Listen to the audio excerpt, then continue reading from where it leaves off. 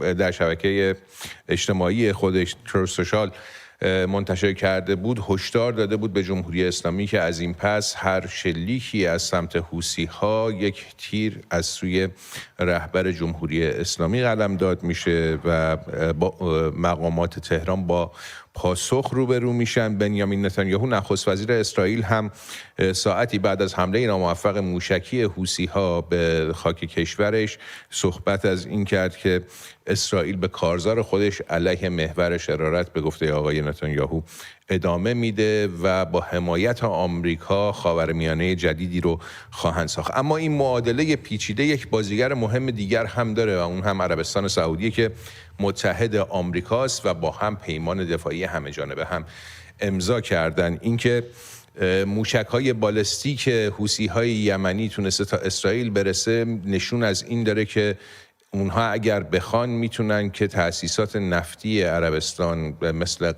مثل آرامکو رو هم هدف قرار بدن، اقدامی که پیشتر هم با پهپاد و موشک‌های کوتاه برد خودشون انجام داده بودن. اما بعد از اینکه روابط تهران و ریاض عادی شد و عادی سازی کردن جمهوری اسلامی و عربستان روابطشون رو، این حملات دیگه از طرف حوثی‌های یمنی انجام نشده.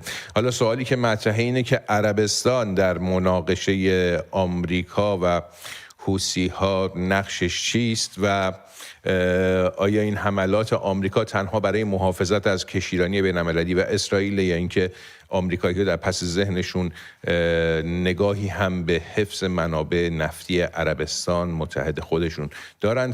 پرسش هایی است که برای پاسخ به اونها دعوت کردیم. من از آقای بهنام امینی تحلیلگر سیاسی که همراه ما باشن در میز خبر. درود بر شما آقای امینی.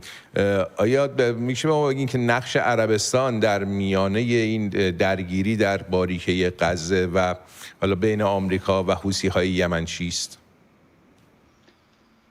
درود به شما جناب پیرهادی عزیز، به بانو بابایی، همکاران شما. اجازه بدید پیشاپیش جشن فرخ نوروز رو به شما، مدیریت تلویزیون من و تو، بینندگان همیشگی شما، پروپاقرص وفادار شما، شادباش بگم. آرزوی زنده باشید.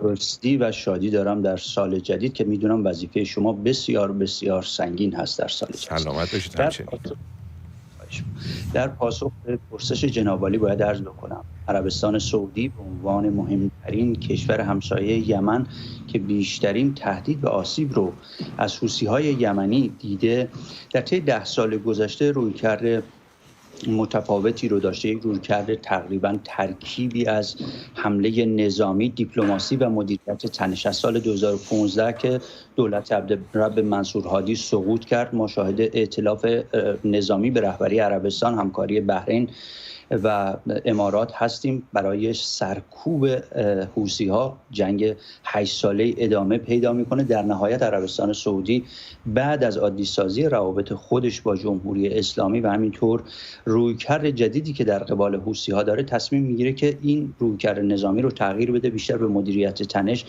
و دیپلماتیک اون رو منتقل بکنه. دلیل این امر هم این هستش که حوثی‌ها، در واقع عربستانی‌ها، میدونن که حوثی‌ها نیروی نیابتی جمهوری اسلامی هستند. حتی در این راهبرد ما بعد از سال 2022 شاهد هستیم که عربستانی‌ها در ائتلاف ضد حوثی امریکا در دولت بایدن مشارکت نمی‌کنن. پیام میدن به واشنگتن که نگران افزایش تنش هستند. اونها نگران هستند که با تسلط حوثی‌ها بر تنگه باب‌المندب این مسیر ناامن‌سازی صادرات نفت و حملاتی که شما هم اشاره کردید، به ویژه حمله سال 2019 به آرامکو، ادامه پیدا بکنه. بنابراین رویکرد عربستان تغییر کرد. اما یه اتفاق اینجا افتاده. بعد از حمله 7 اکتبر، تغییر شرایط در منطقه، ضعیف شدن جمهوری اسلامی و عزم جدی دولت ترامپ و اسرائیل برای مقابله با حوثی‌ها، ممکنه یک رویکرد نامحسوس اعلام نشده رو شاهد باشیم از سوی عربستان. اگرچه عربستان به صورت کلی خواستار ایجاد فضای امن در منطقه هست، ولی ممکنه عربستان به این هم فکر بکنه که جمهوری اسلامی کارت بازی حوثی‌ها رو ممکنه استفاده بکنه. نه جمهوری اسلامی نشون داده به اون توافقنامه‌های خودش پایبند هست، از جمله توافقنامه رفع تنش با عربستان، نه حوثی‌ها به این آتش بس. بنابراین نخستین تهدید ممکنه خود من عربستان باشه. میتونم از شما کوتاه پاسخ بگیرم، آیا حوثی‌ها اگر که موقعیت وجودی خودشون به خطر بیفته باز هم گوش به فرمان تهران میمونن یا اینکه میتونن خودسرانه اقدام بکنن؟